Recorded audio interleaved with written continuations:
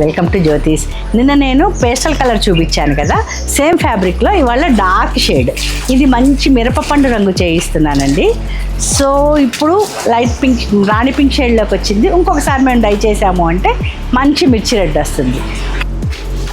ఇది first time అయిపోయిందండి. రెండో రౌండ్ మళ్ళీ డార్కర్ షేడ్ కోసం అని డై చేస్తాము. సో మీకు మంచి మిరప రంగు వస్తుంది. ఇప్పుడు మిరపపండు ఎరుపు వస్తుంది. కంప్లీట్గా అయిపోయి ఫినిష్ అయ్యాక కూడా నేను చూపిస్తాను.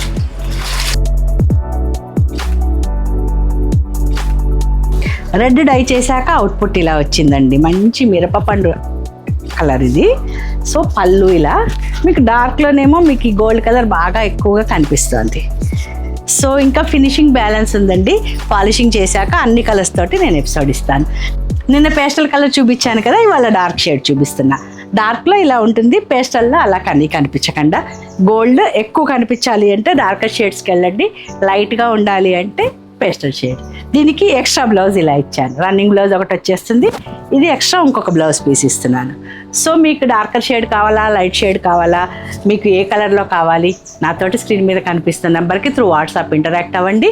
మీ డిజైన్ని బట్టి నేను డిజైన్ చేసిస్తాను. థ్యాంక్ యూ అండి. Thank you so much for watching.